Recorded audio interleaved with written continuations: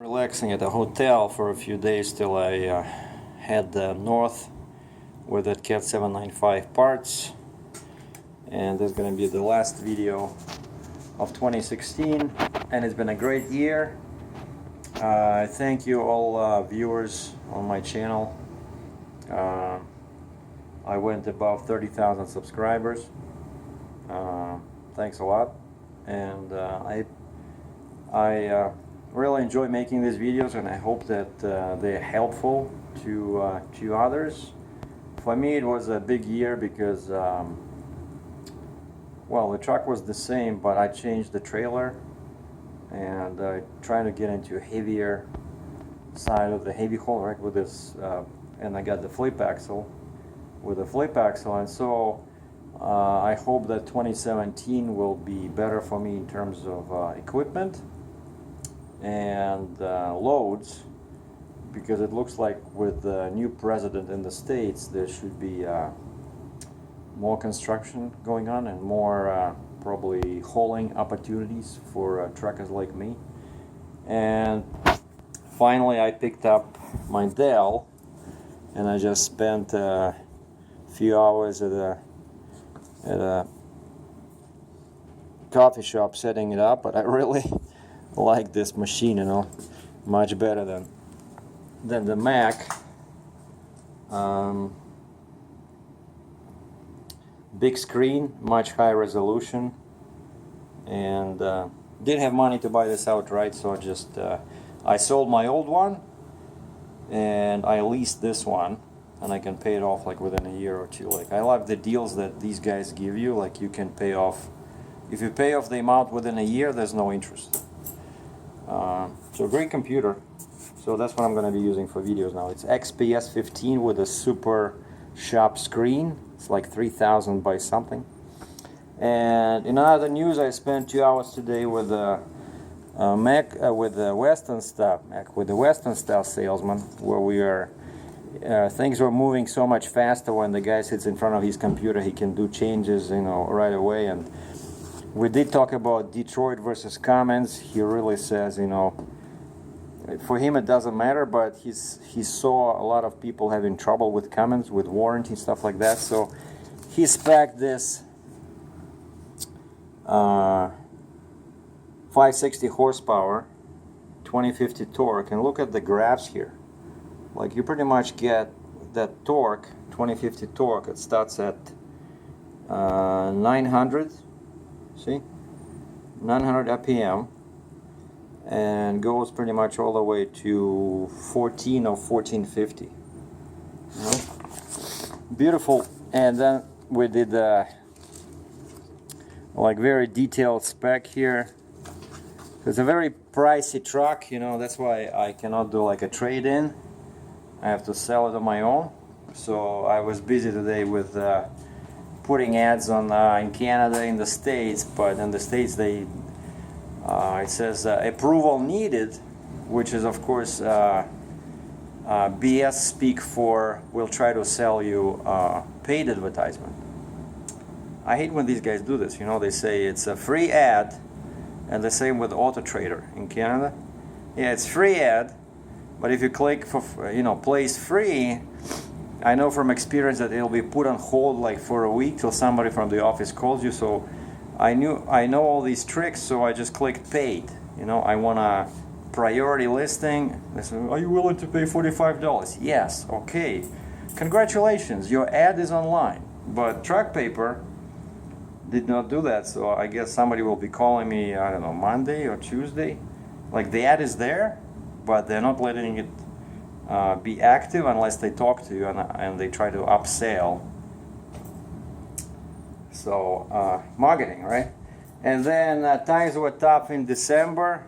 I think it was December, end of November. So I got rid of my Hero, and so now my paycheck was good. So I got this one. This is a relatively cheap one. It was on sale now, and especially nice was that this is Boxing Day sale in Canada, and they still like extended it, and I got this pretty much for free. 5-piece accessory kit, you know, with a head mount, chassis mount, and that's very important tripod mount. So get ready for some cool videos in 2017. So we'll do more of the, you know, kind of like video game, you know, where you can see me shifting and driving and stuff like that. And yeah, I talked to the Western Star guy, and he showed me a dump truck, a 4-axle dump truck, day cab, and it was a 2012. And he says he just sold it. He put ads, and he says now construction guys are, you know, winter when it's slow for construction, that's when he says construction guys are looking for equipment, for used equipment. So he says now it's a good time to sell. And he told me the price that that truck sold for. And pretty much I said, how much is the new one like that? And he said the new one is pretty much what this truck, Western Star, costs, you know. And it's a great, everything is great. Oh, and he, I said, I want to see inside. And he showed me inside, like that sleeper. I said, forget the flat roof. I know, he showed me inside the 5700 Western Star, this new one. But the sleeper is the same, but actually the dash and the steering wheel, they redesigned on those. And they're not available in 4900.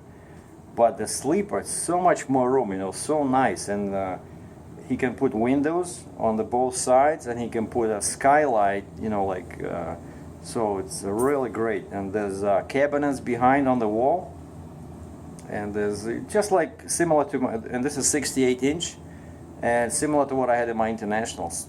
But that one was 72, but this feels so much, you know, space, more space inside. So definitely, you know, when you, like my truck, like that's kind of sleeper, that's great for regional, you know, like regional work, local work, when I just want to lay down there. But it's really not much space for storing your stuff, you know. And so I told him, yeah, forget that flat roof, let's put a mid roof. And we went with 18 on the front, setback axle, 20 pusher, 46 drives. He managed to squeeze it all into a 244-inch wheelbase, so the truck became lighter. Oh, and one interesting thing is that I wanted to go with that classic look, right, but setback axle, and I asked him about the radiator size, and he says the radiator is the same size as an aerodynamic high visibility hood model. And I said, how is that possible? Like, then what's the point of going with the classic look if you cannot get the big radiator? And he says, yeah, if you go set forward axle, you get the big radiator. But if you go with the set back axle, because of some plumbing issues over there, he says, well, they have to move the radiator, and you get the same 1500 square inch thing as on the high visibility hood, I know, aerodynamic, which is still better than on Volvo, which is only 1395 square inch. And we went with the air cleaners on the outside, kind of like a classic. The rest is a classic, you know, look, exhaust pipes on the side of the sleeper, air cleaners, dual air cleaners, and they do let 4 times more air. Trust me, I know what I'm talking about. And Detroit DD16 15.6 liter engine, 560 horse, 2050 torque. And I said I'm tired of the 18, so we put in the spec RTLO 2913, 13 speed. And smaller tanks, 125 gallon tanks, PTO, and extra long slider for the 5th wheel. Basically it's going to slide from the center of the suspension between drive axles to the center between pusher axle and first drive axle. And the pusher, I said, they're just too expensive, so he spec'd traditional 4-tire non-steer pusher, pretty much what I have now. So the only difference between my truck, Mack, and this one is a bigger front axle, bigger engine with more torque, more horsepower, and a bigger sleeper. The only problem I have with that Western Star is that dry weight with no fuel, no oil, no coolant, basically no driver, is 24,000 pounds. And I know some people say that's nothing when you do heavy haul and you pretty much always operating under a permit, but if dry weight is 24 I'm positive it'll be at least 25 with all the liquids. And my Mac now is 23 with everything, 100% fuel. So that's 2,000 pounds. That's basically 1 ton that you always carry with you. So I don't think that's gonna be very good for, you know, fuel mileage, but so we'll see. But that's not my final choice. Even though, the Volvo guy was getting desperate. He was dropping the price, and that's all steel cap, the same as Western Star, but at least this one has power. And you know, that guy doesn't even know how to spec. He spec'd some weird tires on the lift axle.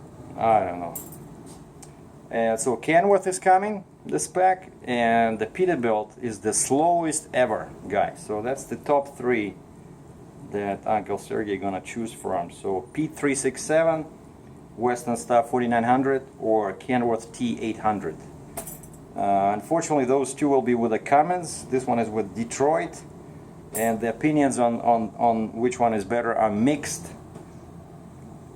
But warranty was, what's good about Detroit, having a Detroit and Western Star, is because one thing I like, one feature I really liked is they have this virtual technician. And he says, whenever you have like a check engine light or something, you will get an email, like automatic email, that will show you the code and what is it for. Because right now, if I have some check engine light, I have to go to Mac, they have to hook up their laptop, there's like nothing done through internet, right?